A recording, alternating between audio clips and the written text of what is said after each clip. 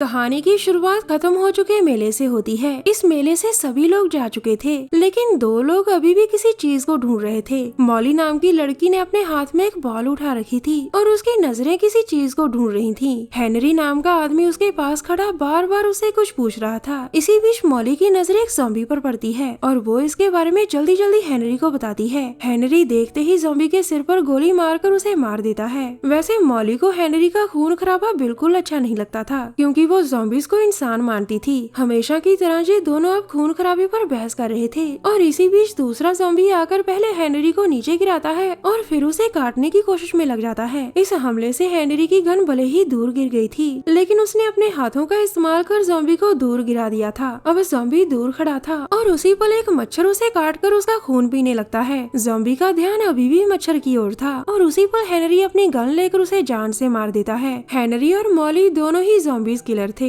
Zombies ने इन दोनों के परिवारों को मार डाला था, जिसके बाद ये दोनों ज़ॉम्बीज़ किलर बन गए थे। मॉली अपनी बॉल से ज़ॉम्बीज़ को ढूंढती थी और हेनरी उन्हें अपनी गन से मार देता था। हमारी आज की अनोखी कहानी उस मच्छर पर आधारित है जिसने अभी अभी एक ज़ॉम्बी को काटकर उसका खून पिया था। इस कहानी में अब हमें 4 दोस्त नजर आते हैं। गाड़ी चलाने वाले का नाम सैम और उसके पास वाली लड़की का नाम वीना था। गाड़ी के पीछे सारा और माइक अभी भी सो रहे थे। सैम और वीना की जल्द ही शादी होने वाली थी। ये चारों दोस्त वीकेंड मनाने जंगल में जा रहे थे, जहाँ सैम का खुद का कैबिन हाउस था। थोड़ी ही देर बाद सैम अपने कैबिन के बाहर गाड़ी रोकता है, जिसके बाद चारों दोस्त कैबिन में चले जाते हैं। कैबिन में आते ही चारों दोस्त दारू पार्टी शुरू कर देते हैं, मगर ये चारों इस बात से अनजान थे कि उनकी तरफ एक बड़ा खतरा तेजी से बढ़ रहा है। इस खतरे का नाम मच्छर था, जिसने थोड़ी देर पहले ही एक ज़ॉम्बी को काटा था। जल्द ही मच्छर कैबिन में आकर सैम के गले पर काटता है। सैम उसे मारने की कोशिश करता है, लेकिन मार नहीं पाता। मच्छर लगातार सैम को कई बार काटता है। सैम कई कोशिशों के बाद उसे मार तो देता है, लेकिन मच्छर के शरीर से इतना खून निकलता है कि उसे देखकर सभी दोस्त हैरान हो जाते हैं। इसके बाद सैम अपने कमरे में आकर पहले खुद को साफ करता है और फिर वीना से प्यार कर सो जाता है। अगले दिन सुबह वीना सबके लिए नाश्ता तैयार कर रही थी, जिसके बाद सभी बैठकर नाश्ता करने लगते हैं। इसी दौरान नाश्ता करते करते सैम की तबीयत खराब होने लगती है। वीना उसकी हालत देखकर उसे समझाने लगती है कि जरूर तुम्हारे पेट में कोई गड़बड़ है। वो उसे समझा ही रही थी कि उसी पर सैम उसके ऊपर जोर से उल्टी कर देता है। वीना ये सब देखकर हैरान थी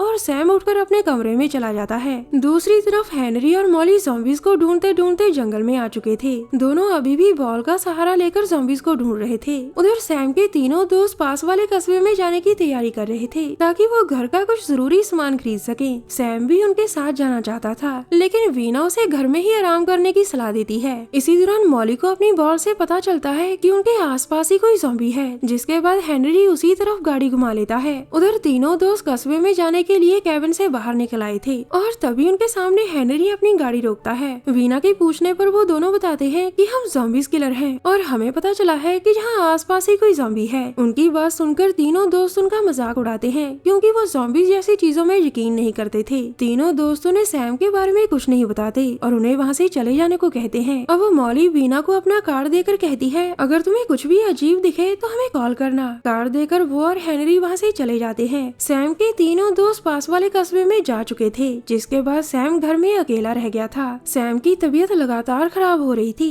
और साथ ही साथ उसे भूख भी लग रही थी। वो घर में पड़ा खाना खाने की कोशिश करता है, लेकिन उसे खाकर उसकी तबीयत और भी खराब हो जाती है। भूख से परेशान सैम की नजर जैसे ही वीना के खरगोश पर पड़ती है तो उसकी आंखों में चमक आ जाती है। अब वो खरगोश को खाने का मन बना चुका था, लेकिन काफी कोशिशों के बाद भी वो ऐसा कर नहीं पाता। कुछ देर बाद सैम के तीनों दोस्त कस्बे से वापस लौट आते हैं। सैम के मुंह में वीना का खरगोश था, जिसे देखकर तीनों के तोते उड़ जाते हैं। सैम ने उसे मार दिया था। वीना के पूछने पर सैम उसे बताता है कि मैं ज़ॉम्बी बन रहा हूँ और मैं किसी का कच्चा दिमाग खाना चाहता हूँ। सैम की बात सुनकर उसके दोस्तों को लगता है कि वो उनके साथ मजाक कर रहा है, मगर जब सैम उन्हें बार बार समझाने लगता है तो उसके दोस्त उससे पूछते हैं, तुम्हें किस ज़ॉम्बी ने काटा है? सैम के पास इसका कोई जवाब नहीं था, जिसके बाद वो अपने कमरे में चला जाता है। सैम के जाने के बाद वीना फैसला करती है कि अगर सैम मजाक करना चाहता है तो हम भी उसके साथ मजाक करेंगे। इसके बाद तीनों दोस्त फैसला करते हैं कि वो किसी मांस की दुकान पर जाएंगे और किसी जानवर का दिमाग खरीदकर उसे सैम को खाने के लिए कहेंगे। तीनों को उम्मीद थी कि सैम दिमाग नहीं खा पाएगा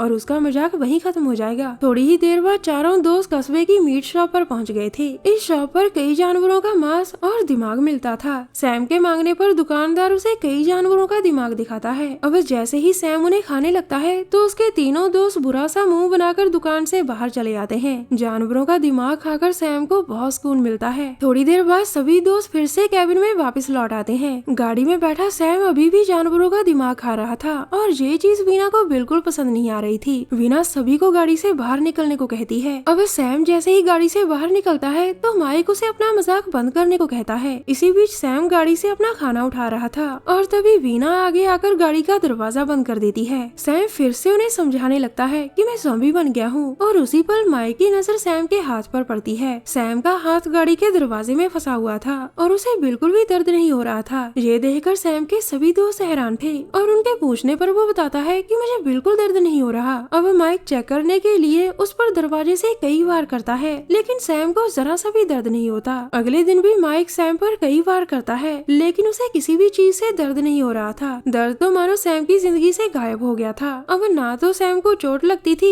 और ना ही उसे किसी चीज से डर लगता था। अब उसके दोस्तों को यकीन हो गया था कि सैम ज़ॉम्बी बन चुका है, जिसके बाद वो उसकी मदद करने का फैसला करते हैं। थोड़ी देर बाद दोनों लड़कियां तैयार होकर नए कपड़े पहन लेती हैं। माइक और सैम के पूछने पर वो कहती है कि हम कस्बे में जाकर किसी आदमी को फंसाएंगी और फिर उसे यहाँ लेकर आएंगी ताकि सैम उसका दिमाग खा सके। दोनों लड़कों को लगता था कि वो मजाक कर रही हैं। जल्द ही दोनों लड़कियां कस्बे के बाहर पहुंच गई थीं। अब उन दोनों की नजरें किसी ऐसे आदमी को ढूंढ रही थीं जिसे वो आराम से फंसाकर कैबिन तक ले जा सके। इसी बीच बाहर से एक लंबा चौड़ा आदमी निकलकर उन दोनों को छेड़ने लगता है। हालांकि दिखने में ये आदमी काफी खतरनाक लग रहा था लेकिन दोनों लड़कियों से बातों में फंसा लेती है और फिर उसे गाड़ी में लाकर बेहोश कर देती है। कुछ देर बाद दोनों लड़कियां कैबिन के बाहर गाड़ी रोकती हैं। इसके बाद वो बेहोश आदमी को कैबिन में लाकर उसे बेसमेंट में फेंक देती है। अब वीना सैम को बुलाकर उससे कहती है हमने तुम्हारे लिए ताजे दिमाग का इंतजाम कर दिया है। ये सुनकर सैम जल्दी जल्दी बेसमेंट में जाता है। माइक ये सब छुप कर देख रहा था, जिसके बाद वो वीना के कपड़ों से मॉली का कार्ड निकाल कर उसे फोन करता है।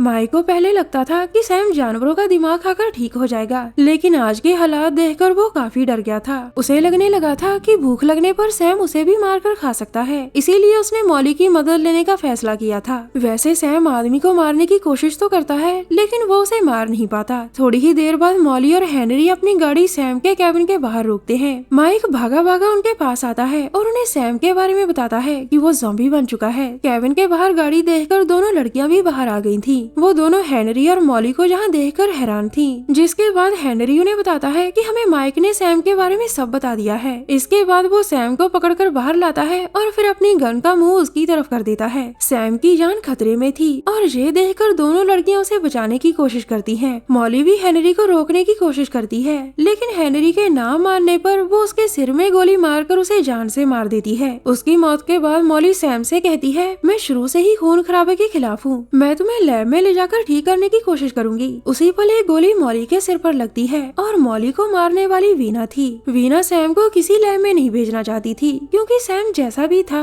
वो उससे बहुत प्यार करती थी। कहानी के आखिर में सभी दोस्त सैम की मदद करने का वादा करते हैं। वैसे भी सैम आधा अधूरा ज़ॉम्बी था जो जानवरों को तो मार सकता था लेकिन किसी इंसान को नहीं मार सकता था। वैसे अगर सैम को कोई ज़ॉम्बी काटता तो वो यकीनन पूरा ज़ॉम्बी बन जाता और फिर पूरी कहानी बदल जाती। हमारी वीडियो देखने के लिए धन्यवाद।